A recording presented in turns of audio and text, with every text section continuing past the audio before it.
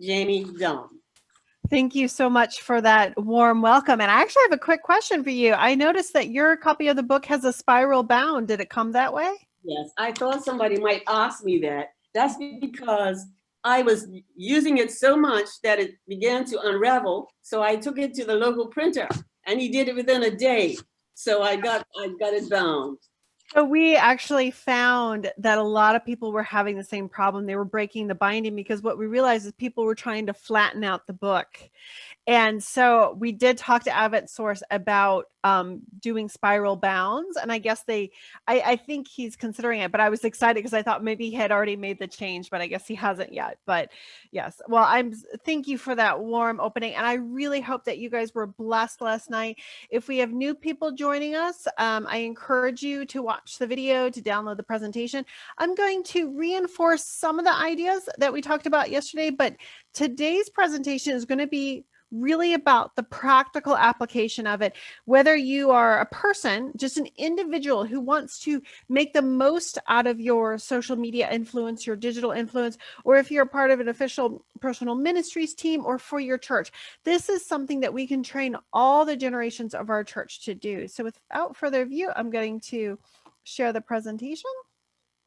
If someone can give me a thumbs up or something just to let me know that you guys can see it. Can you guys see it okay? Great. Again, if you have questions at any time during the presentation, feel free to just pop them in the box so you don't forget. If it's something I can answer, if it catches my eye and it's something I can answer in the moment, I will certainly do that. If not, we will have another question and discussion at the end. And if you have a question that's difficult to type out, you can also just, ask me at the end of the presentation. So, all right. So today's digital discipleship, what that practically looks like from the individual. And we're going to cover how to use your digital influence to build community, to build relationships and trust, to improve the well-being of others. This, I think, is really the heart of what digital discipleship is about, and to share the gospel and do it in an effective way, how to be accessible and responsive, and how to remove perceived barriers, because there's a lot of tension in society right now, so we want to use our influence for good. We want to use it to break down those barriers. And we know, as we talked about last night, that someone's spiritual journey is not divided into silos. I personally don't think of my spiritual journey as the part that was online and the part that was on person. It is all one experience. Just as we lead our daily lives with technology now, we don't silo our personal relationships. Now, this quote, I think, really embodies what we're dealing with right now. If necessity is the mother of invention, disconnect is the father of progress. Out of necessity, we now have to go into the digital mission field. And out of this deep desire that, humanity has never changed. The technology might change, the way we communicate may change, but our needs are the same. We need to stay connected. And having, as someone who has advocated for the use of digital tools and technologies in digital evangelism, in discipleship, I can tell you that COVID has accomplished more in the last 10 months than all the digital advocates of the last 20 years. It's amazing what I believe God has done. It has sped up adaptation to a matter of weeks, not decades. It has forever changed how we use digital tools and technologies for daily life, for our relationships, for education, for worship, for work, and even fitness. We grocery shop now with a click of a button. It's, overnight churches who never considered going online, who were resistant to the idea, were suddenly online. My own church had refused this idea of tithing online. They weren't comfortable with it. But within a matter of weeks, we had our website, that part of our website, up and going, because I had the paperwork and I had been lobbying for them to embrace, online giving for probably about a year and a half. But then suddenly COVID made that possible. I just, for many of us, we just needed that permission. So by the time COVID finally passes, many of these changes will be permanent. Working from home is now an expectation. In some cases, it might be a right, because why would I spend 2 hours on the road when I can use that time for productivity and family? I can use that time for worship. Why can't we do Bible studies via Zoom? I'm a mother of a young child. It is physically impossible for me to make it most evenings, because by the time the Bible study starts, my child is already in bed. So it's going to become a standard expectation. And moving forward, we will, I believe, I don't know when it's going to happen, we will be able to come together again, because we need that in-person experience. But it's going to be a hybrid experience where we're going to find room for the digital side of things to include people digitally while also having that in-person experience. So right now is the time that we can prepare for that hybrid experience. You know, we, and to a certain degree, COVID has successfully broken down all the silos in our lives that we separated from technology. For yesterday, I talked about how for some reason we have separated our faith from digital communications. Like, we cannot share our faith online when it is an amazing, powerful tool, something that we have in our hand, something that with a click of a button, we can spread the gospel to the ends of the earth. With a few clicks of a button, we can improve the well-being of another person. This has just changed how we view things, broken down the own silos in our life. And this is cross-generational. We have an incredible number of participation from my own local church of people over 75 who are getting online, using the technology so that they can connect, so that they can do ministry, and so that they can participate in worship and Bible study and have real impact in people's lives. But ultimately, this is going to take every individual using the influence you have, the talents you have, the tools you have for kingdom building. It's a reframing of how we have viewed digital technology in the context of our faith, and how we use digital technology in the context of our faith. And it doesn't matter whether you have only 4 followers or 40,000. You have influence, and what you do with that influence matters. Just like the parable of the talents, it doesn't matter if you have 1 or you have 3. What you do with it matters, and we can use it to spread our messages of hope and wholeness. You may not be a trained pastor. I know that we have a variety of people listening, and I hope we have a lot of lay people listening. You may not be a trained pastor or an experienced ministry leader, but you have a voice. Social media, digital tools are the ultimate equalizer. You don't need permission to start sharing or to start connecting and serving others. We've already been called to do this. And the way we use social media now, it has to be reframed. James 1:19 tells us, it says, "Know this, my beloved brothers, let every person be quick to hear and slow to speak." And he also says slow to anger. So right now, the way we use social media is to project our own ideas, our own initiatives, whether that's politics, whatever it is. But really what we should use it for is listening more than we speak, and finding ways to serve, not ways to, grow division. And of course, I'm speaking from the perspective of an American and what's going on in our country, but we can use our connectivity to build bridges, to strengthen our relationships, to create understanding, and to improve the well-being of our community members, within our church, but also just geographically near to us. And like I said yesterday, this is an integrative approach. Traditional is not dead, but now we can amplify it. We can build up, we can scale up while also being more targeted in our approach. We can reach more people in our local community while being more responsive to their actual needs. So they allow us to listen closely to our community and our members, and we can stay better connected in people's lives. So this is a strategy. It's a long-term strategy. This is friendship evangelism scaled up with modern technology. So whether you're an individual, whether you're a part of a ministry team or a church, all these principles will apply. And I would encourage every single person to go home and really think about how you use your digital influence.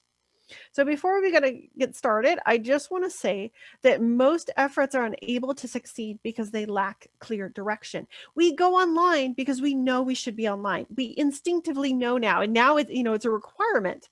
But what are we supposed to do with it? So I highly recommend that if you're communicating online about your ministry, about your faith, if any of this is new to you, that's okay. Choose a purpose, have a clear objective, and then think creatively about how you can use your influence and the tools you have to, in the time you spend online to fulfill that purpose. So when we have a clear goal of what we're trying to achieve, because I believe each and every one of us is uniquely positioned, uniquely able to offer something to someone or to reach a particular group of people. The people I can reach and speak to are different from the kind of people you can reach and speak to. This is why there's, so many hands and feet of Christ. This is why we're a body, because working together, we can reach everyone. It's not that individually we must reach everyone, but individually we have to reach someone. All right. Now, these are some general categories that I have come up with to help you shape your purpose and your goals for your digital influence. There are overlap between these categories. And again, you're going to get this presentation. I'm going to, drop it into the Zoom chat box, and I'm going to send it to Pastor Millett so that he can share it.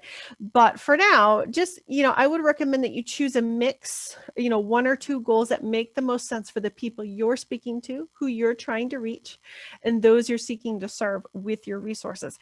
So it might simply be you would like to create awareness, to let people know about the availability of Bible studies. I have heard from so many people across the globe that now with Zoom, they have people attending their Bible studies from everywhere. People who've never attended, their Bible studies have tripled in size, and they've had to add extra Bible studies. Our own church has at least one Bible study a day, because there's so much demand, because now everybody is accessible. So let people know what their opportunities are, what their opportunities for service are, create awareness about, if there's, relief for food insecurity or whatever's going on, what services you can offer right now as a church or as an individual, and, any opportunities to help. You can share the gospel and you can spread hope. So we talked about yesterday about digital door knocking. We're going to talk about that a little bit more today.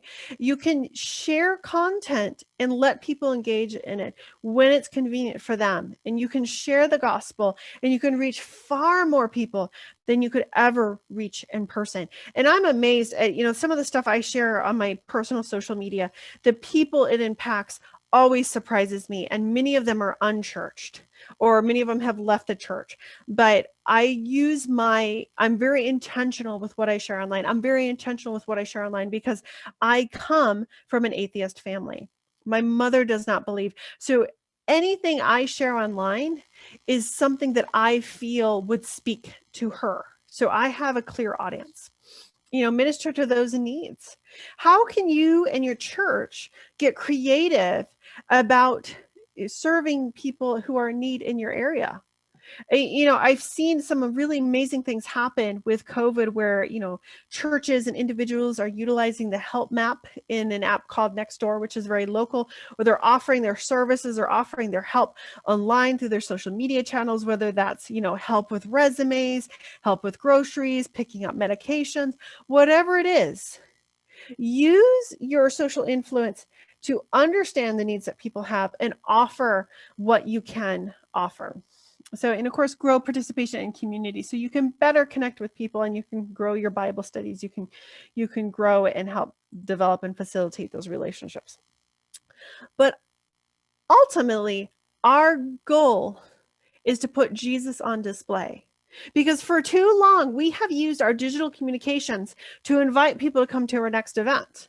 That is not the model that Jesus set forth. Jesus didn't walk around saying, hey guys, I'm going to do a sermon on the mount. It's going to be great. You should come. We're going to cover the Beatitudes, and you should come. What he did is he walked around, he attended to the physical, the spiritual, the mental needs of people, where they were in their felt needs, and then he bid them come and follow. He didn't need to promote his event because he was living out, the character of God. He was putting the Father and his own character on display in people's lives, and he was drawing people to him.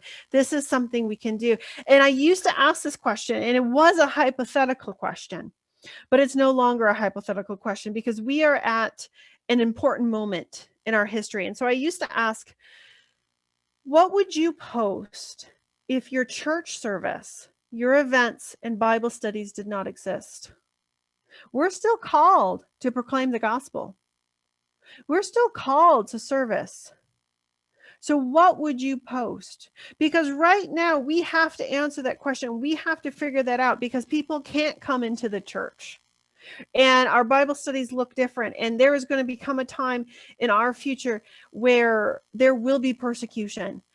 Right now is just, possibly even just the beginning of birth pains. COVID is just the beginning of probably more pestilence and more terrible things to come. So we have to start thinking creatively, like, what would we do? How would we portray? How would we put Christ on display within our sphere of influence if our church did not exist?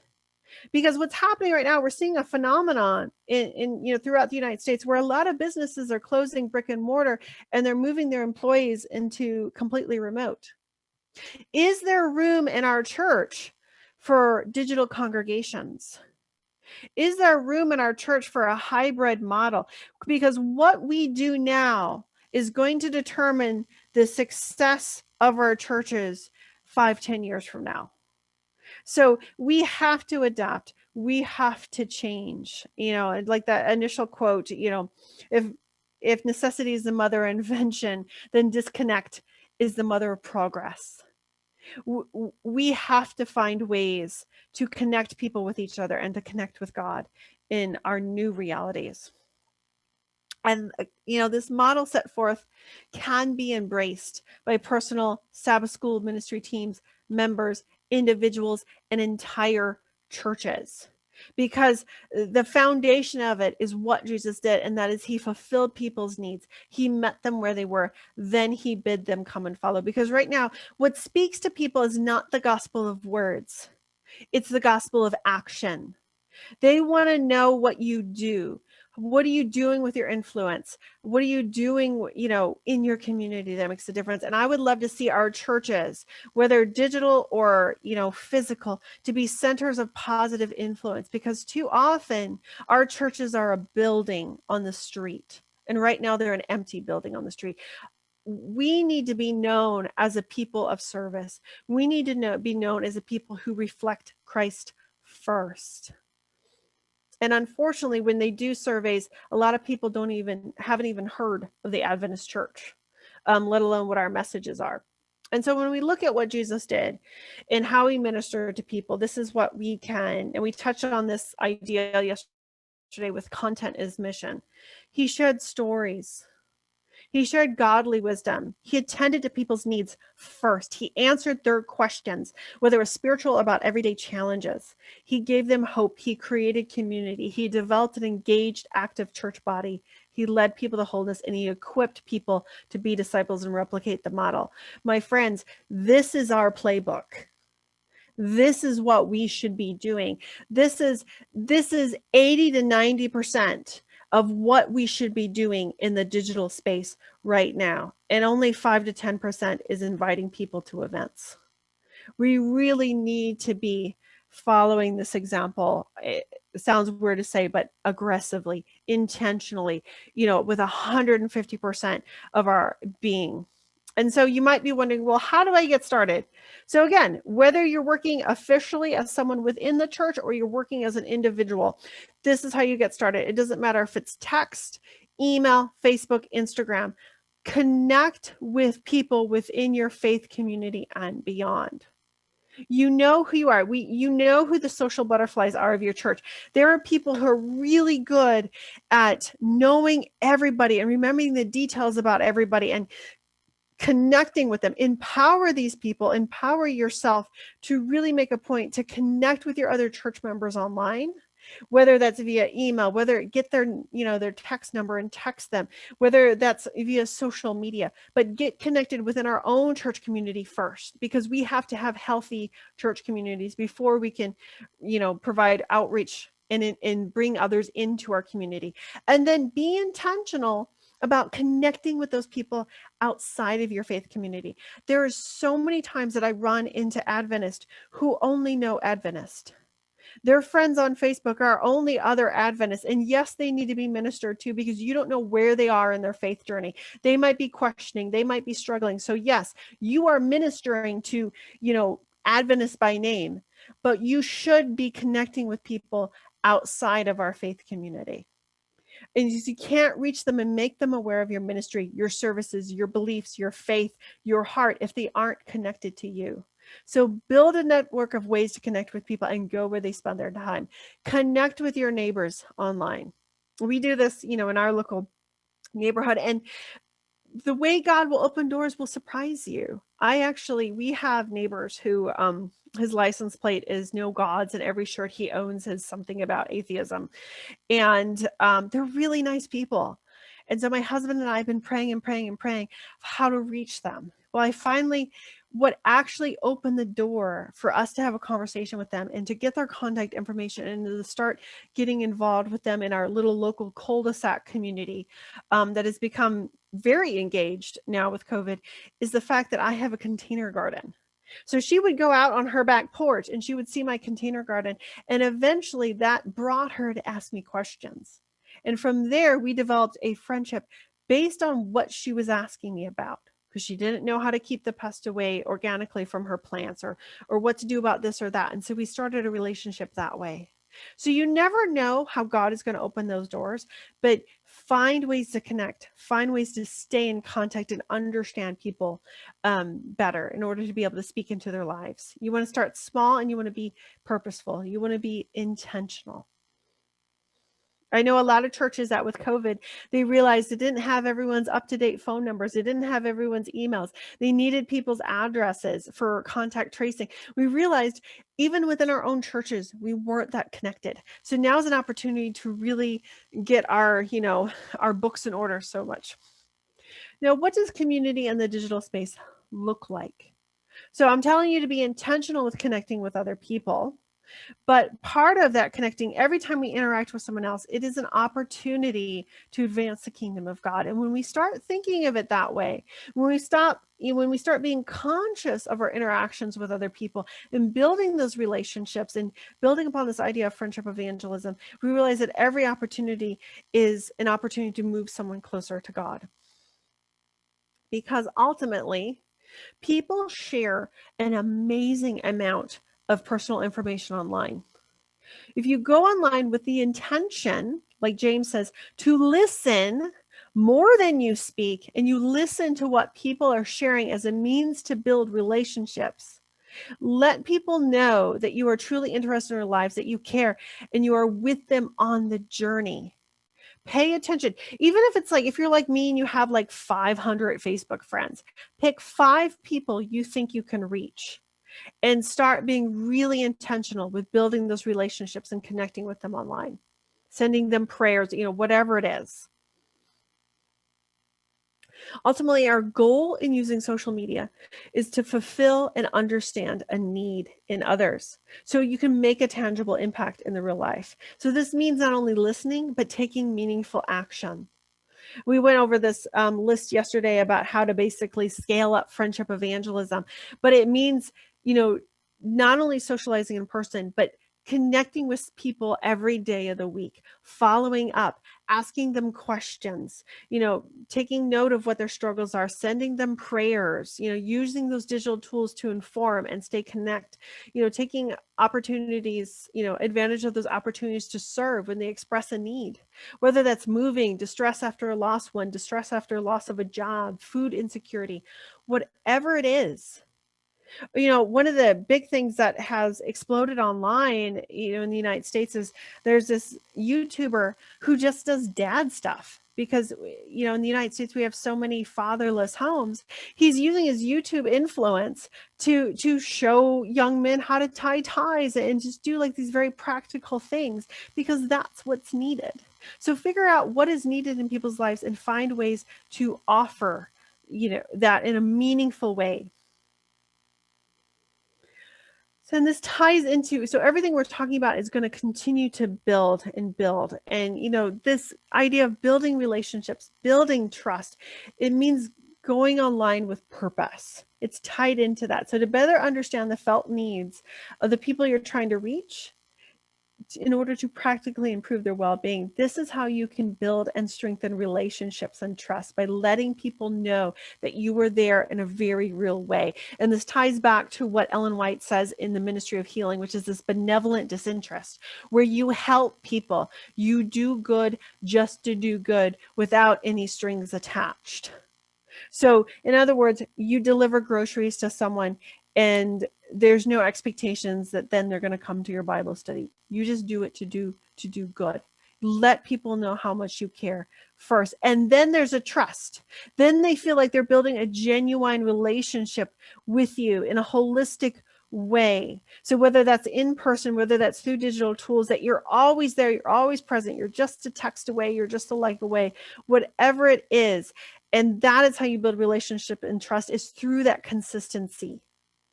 Because you can show people through your actions online and in the real world that you see them, that you care about them, and that you are there for them. You can pay attention to their posts and take appropriate action. You can rejoice with those who rejoice and weep with those who weep. This is what putting Jesus on display really means. So I know many of you are very empathetic people, maybe all of you are. So you can use your digital influence to expand your reach. Allow it as, consider it an opportunity to demonstrate your care and intentions to your faith community and those you are trying to reach. Let people know that you are sincerely invested in their lives and you're there to help them and that you actually do care. Some practical tips are, basically set aside time every day to engage with your community's post and pay attention for those cries to help and take practical action. Because what I always think of is, how many prayers can we answer by simply paying attention? Because people are honestly, sharing. Some people I'm amazed at how, like, the intimate details that people will share in public spaces online. Use this as an opportunity to be an answer to a prayer to someone who's in crisis. And you might think that this distracts from your goal of spreading the gospel, but it doesn't. It's showing people who you are through an authentic, faith. And this reminds me of that story of, there's a Saturday Night Live actor who posted online that he didn't want to live on this earth anymore. He posted on Twitter. And because he is famous, he got inundated with messages, people showing up, calling, making sure he was okay, because he posted that cry for help and he had millions of followers to analyze what he said, and they were paying attention. But the reality is, every single person is valuable to God. They may not be a celebrity with millions of followers, but they are just as valuable to God. And we, the church, should be paying attention. I actually have a story of a personal friend who posted a cry for health online. She posted something on her Instagram account that was totally out of character. We knew something was weird. Something was up with her relationship. We reached out to her from all the way from Australia. She had people reaching out to her from all over the world, making sure she was okay. We asked, and these are the practical steps we took. We asked her questions to try and understand what was actually going on. And it turns out she was in an abusive relationship.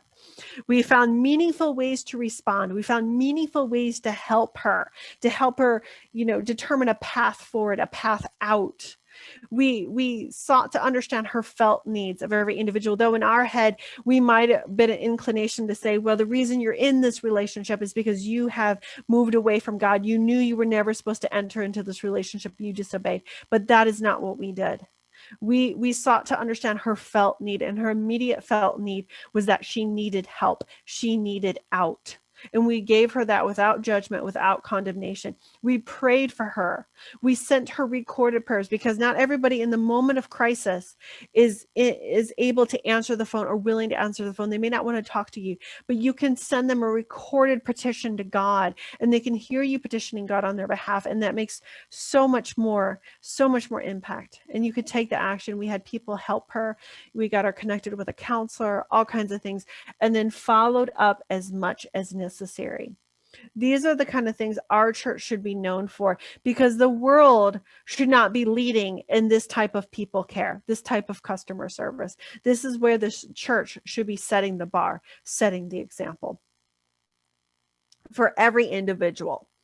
And one of the ways that you can help to build, trust that is through this idea of transparency. So through your digital influence, you always want to be open, objective, and honest about your faith, your causes, and your involvement in ministries. Because the one thing our society rejects right now is this idea of a bait and switch. Like, oh, you're interested in this program, but we're really going to use it to talk about something else. Like, be honest, be upfront.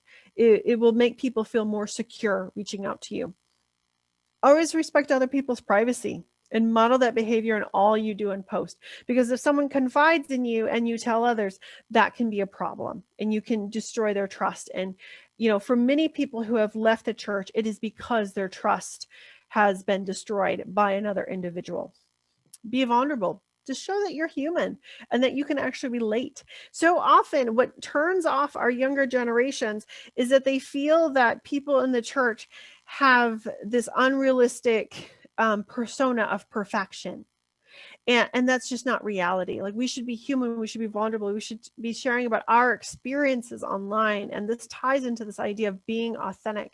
We are a whole person. We are not one dimensional. So we want to be careful about not only talking about our faith or our ministry, because people will tune it out. Like, I've seen this where people will post constantly throughout the day or tweet constantly throughout the day. And it's all you'd ever know about them is their ministry. But people want to connect with people and their interests. They want to see a whole person who shares their faith in a practical, realistic way. People are so drawn to personalities because of this, because they can relate to them. They can be inspired and they become interested in your passions because they see you as a whole person.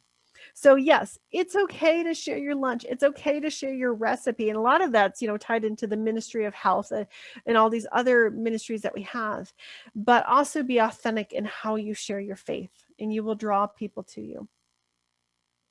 Consider what perceptions people may already have of you and how you want them to view you.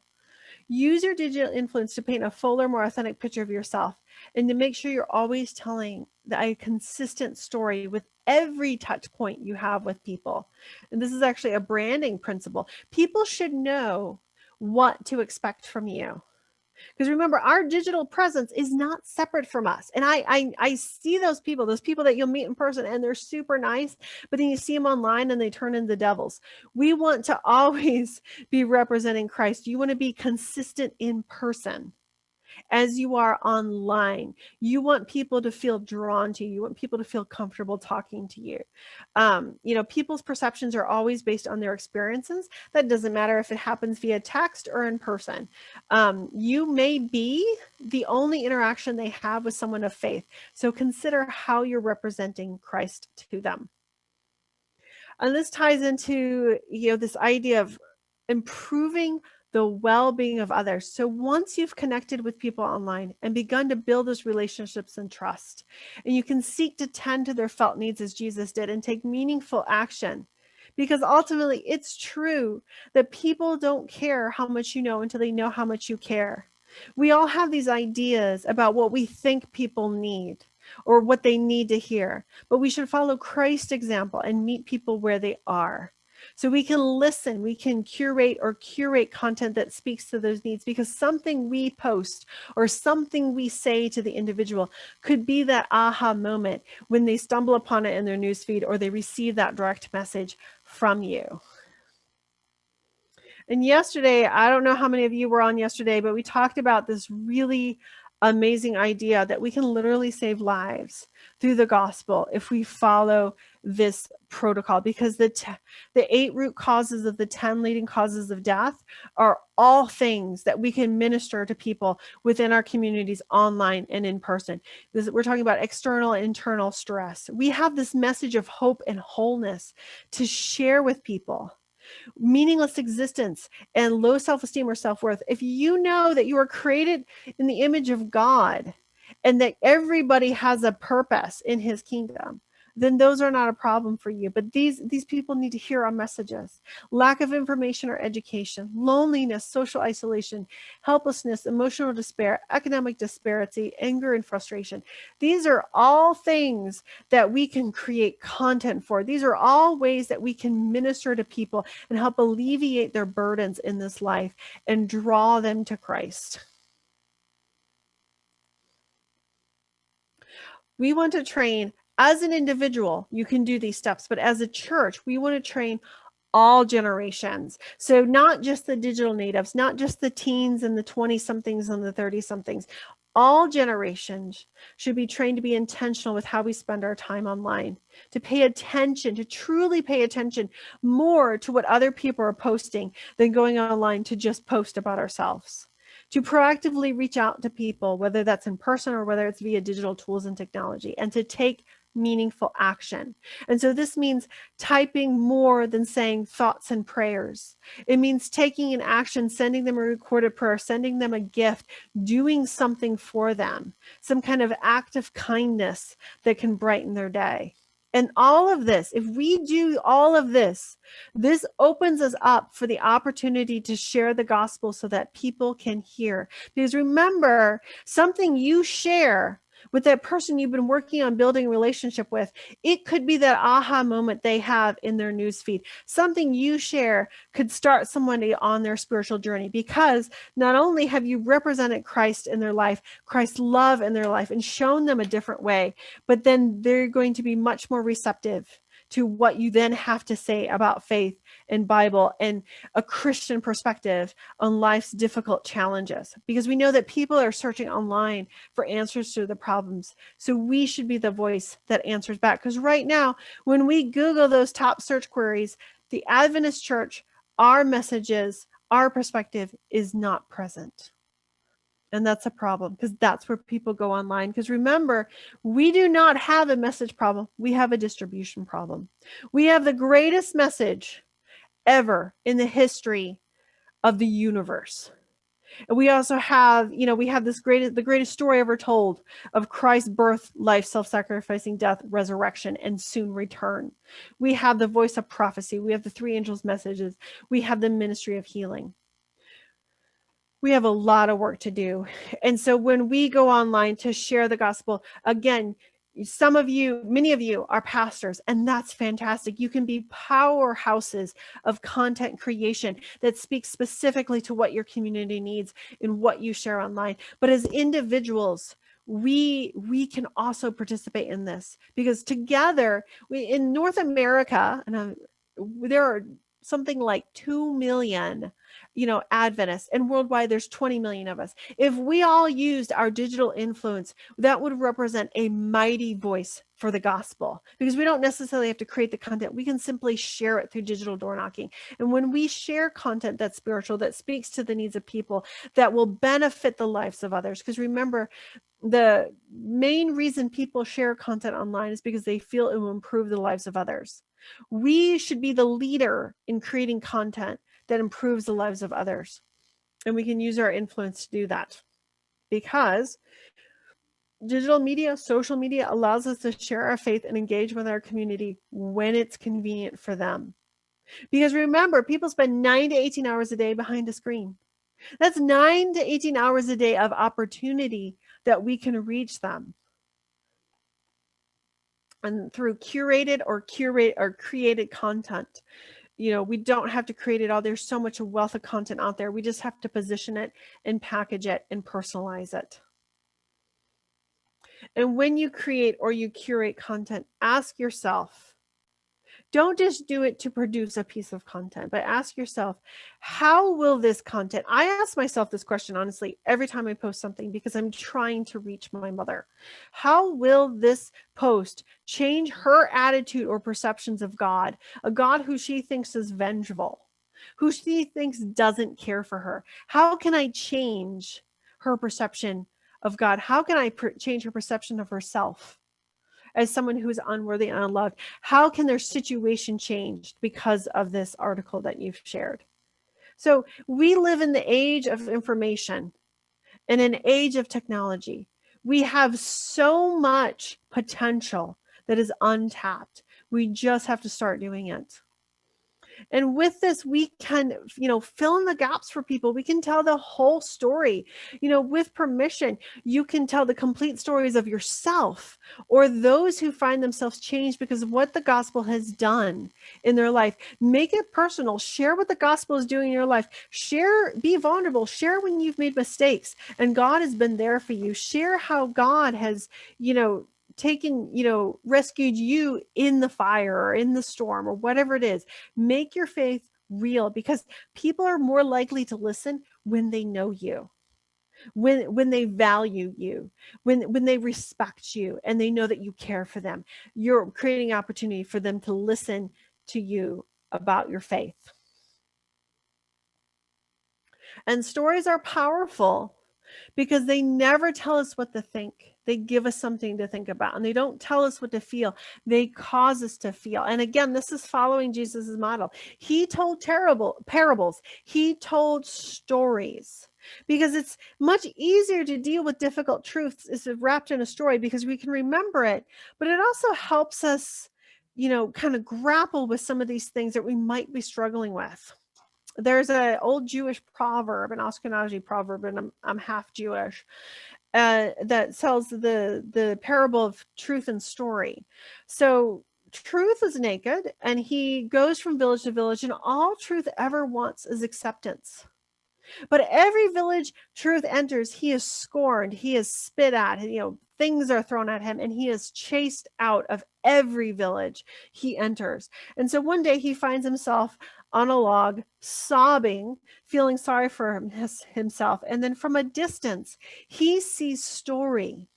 Story is clothed in these beautiful robes, and she's elegant, and she's dazzling, and everybody loves Story. Everywhere she goes, she's embraced and she's welcomed and she's celebrated. And Truth watched this from afar off. But the interesting thing about Story is empathetic, and she cares. And so she finds Truth and she asks Truth, what is wrong? And so Truth tells her, I am rejected and I am scorned no matter where I go.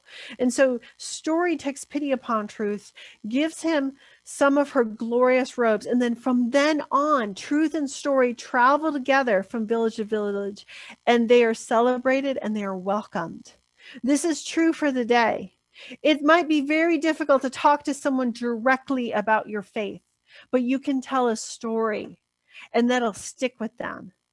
And because someone cannot argue with your experience, they might not agree with our interpretation of the Bible. They might not agree with certain points, or they might not agree with how we view God, but they can't argue so much with your personal story about how God has changed your life.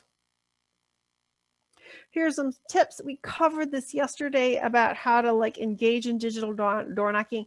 It's basically share via email, share via text, share via messaging apps, share via social media, and find ways to connect and to engage with your church's content. If every church member committed to engaging with their own church's content once a week, we would greatly magnify the organic reach and the organic influence of our message that way. That's something every member who's online can do.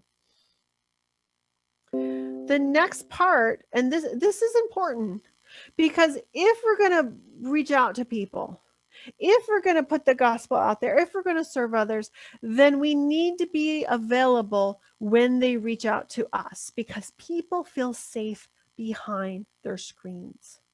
So when they reach out to you, you don't want to leave them waiting. You don't want them to feel that maybe you've rejected them. My heart breaks every time I log into a ministry's, social media or whatever, and I check their inbox, and there's all these messages with people asking maybe simple questions, barriers to entry, like, are my children welcome in church? Or is there parking? Things that could have been quickly answered and the person would have showed up in church.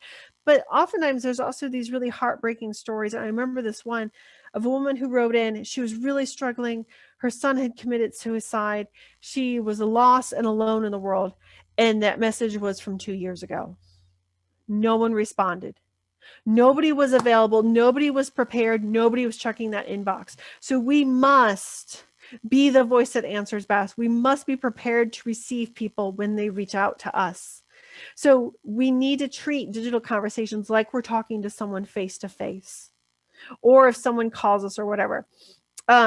So the way we do this is give options. So whether you're an individual or you're a ministry, let people know how they can reach out to you.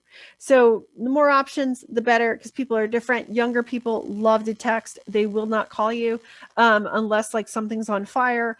So you can even make it as simple as saying, if you like this post, I'll pray for you by name. And no strings attached and easy, and you can follow up with them and, you know, record their names and stuff.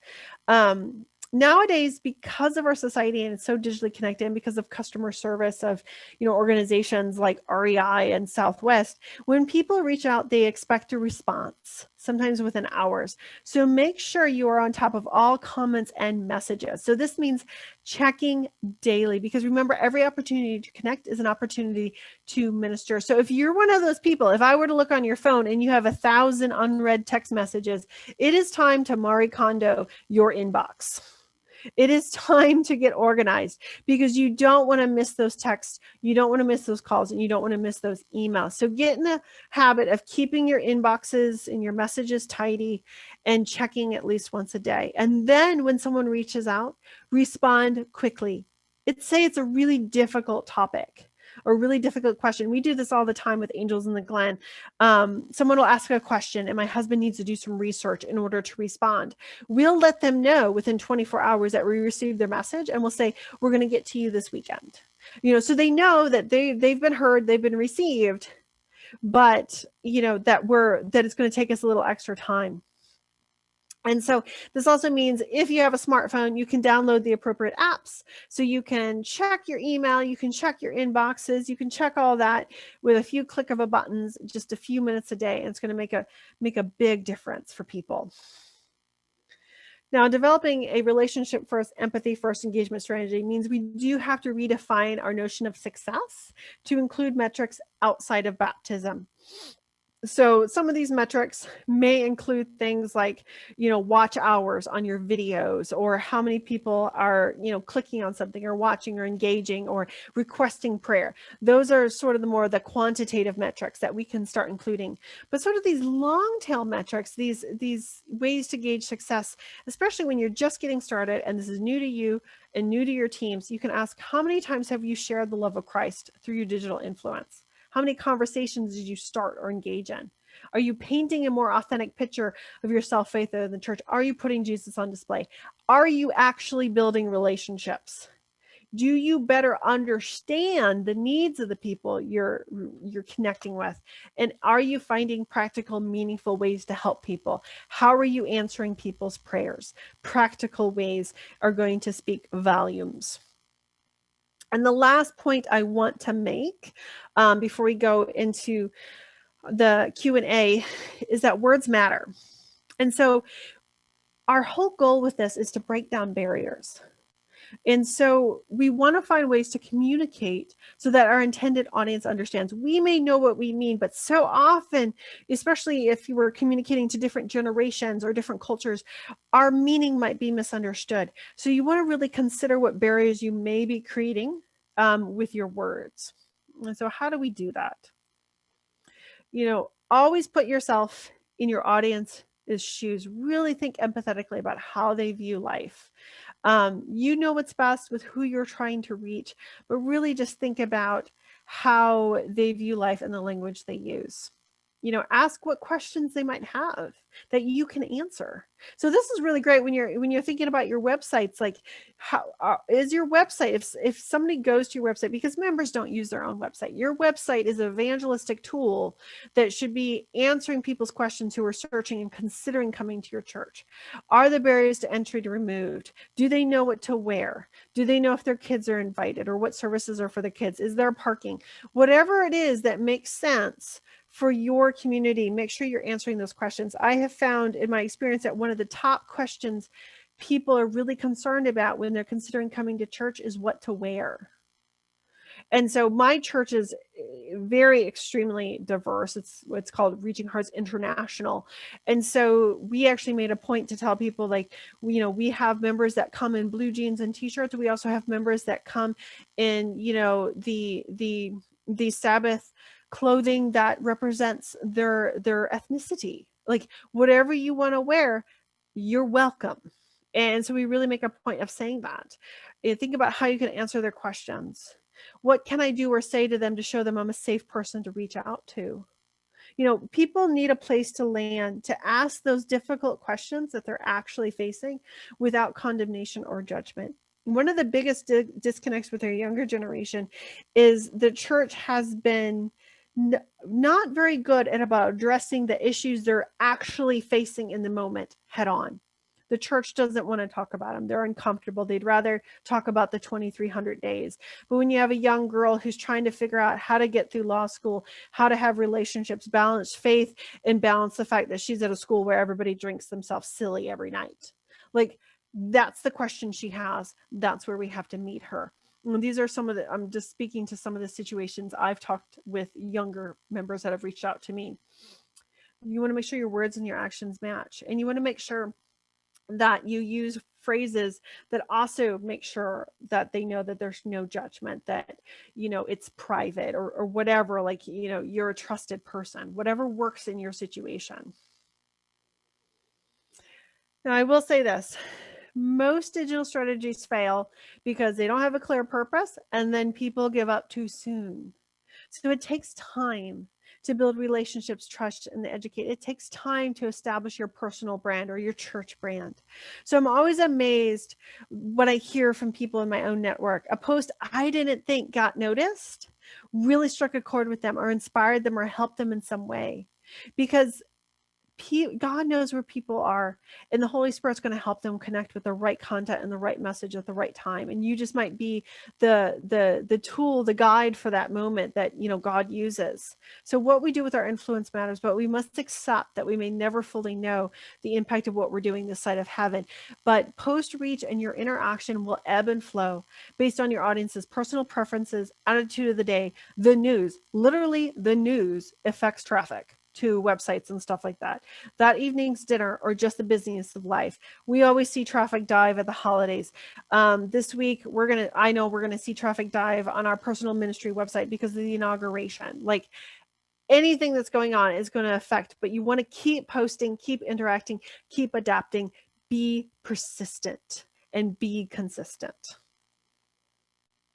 And this is just a really beautiful quote about how we can really minister to people through our digital influence.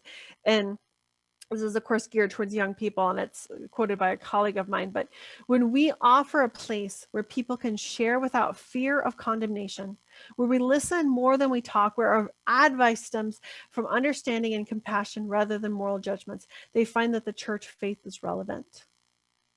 So instead of starting with the 2,300 days and the message we think they need to hear, we need to listen and respond to them where they are and use our influence to do that. There's the free resources. You know, you can go to sdadata.org. There's over 500 resources there. You can contact me and check out the free resources I have on my website at jdim.digital. If you don't have the book yet, you can get the book at Advent Source or Amazon. And I can also type that into the chat box. So without further ado, we can go to a Q&A.